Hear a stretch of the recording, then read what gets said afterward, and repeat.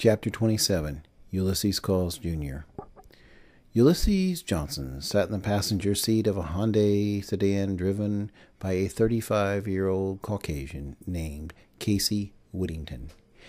Casey had been on Ulysses' caseload a few years back, and Ulysses set him up in business, and Casey was still prospering. Because Casey was deaf, a lot of people did not think he was reliable. But Ulysses had hooked him up with some cons who had learned some rudimentary sign language in prison. Casey had caught his lucky break.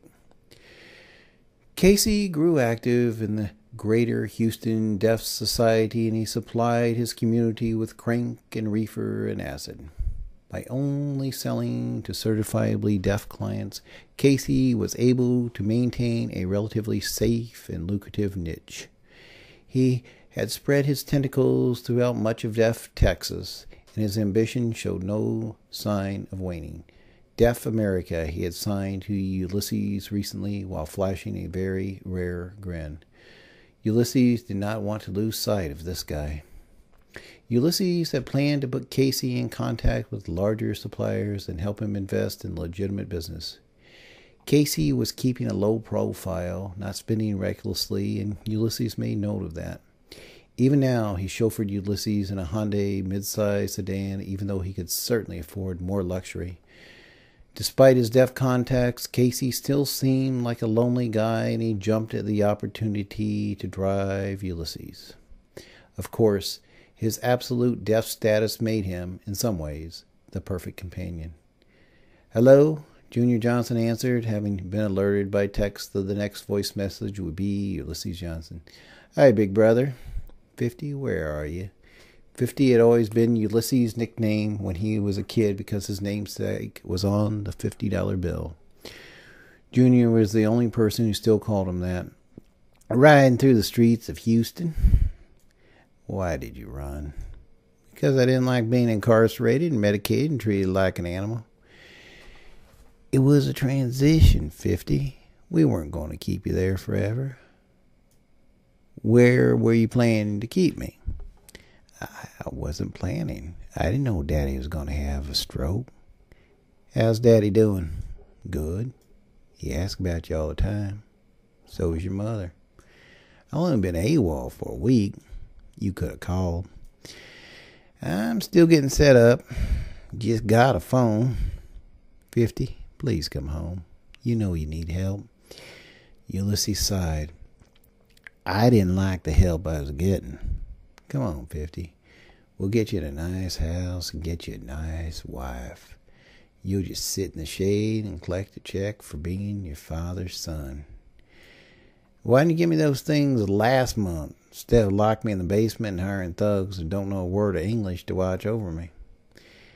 "I didn't know Daddy was going to have a stroke. You were delivered to me unexpectedly. I didn't have anything in place. You know that.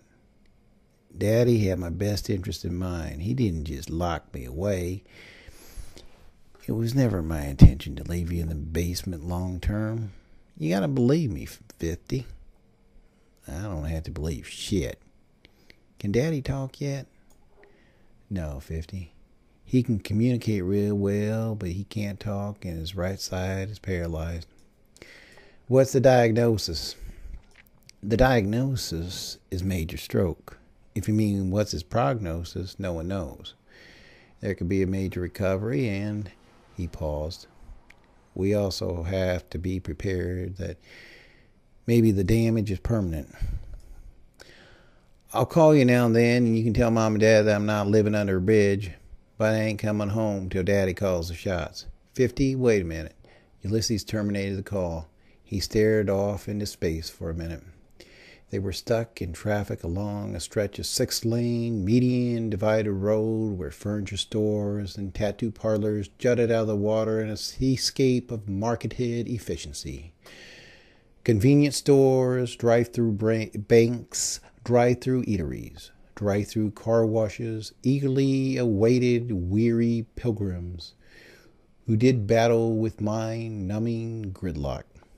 "Ain't no use driving, we ain't going nowhere. Ulysses said to his deaf companion, who squeezed the wheel in the 10 and 2 position as he lurched his chin between his hands and stared intently at the idling fuel trunk in front of them. I wanted to be moving while I talked to my brother, so he couldn't get a read on my location. A lot of good that did.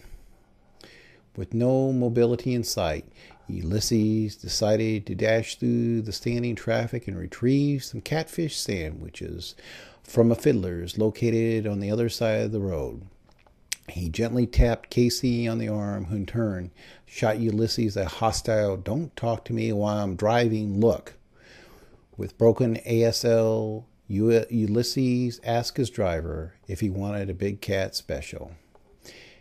Casey nodded vigorously, and Ulysses dashed out of the parked Hyundai and jumped the median and waltzed through the stationary cars and trucks and hopped a guardrail and trotted into the fiddler's dining room. He ordered the Big Cats as is so as to not slow down the order. He had a couple of chocolate shakes and extra cat fries and hush puppies, which did nothing to retard the delivery. Viewing the unmoved and unmoving traffic, Ulysses was able to mosey back to the Hyundai, exactly where he had deboarded it. As luck would have it, traffic would start flowing once more as soon as Casey bit into his gargantuan sandwich, and he hastily dumped it back into the paper sack resting between his legs. "No matter what happens for the rest of the day," Ulysses declared in a loud voice, "we had ourselves a damn good lunch." Casey did not respond to Ulysses' comments and this gave him cause to chuckle. "Damn, Casey. I wish there were more people like you."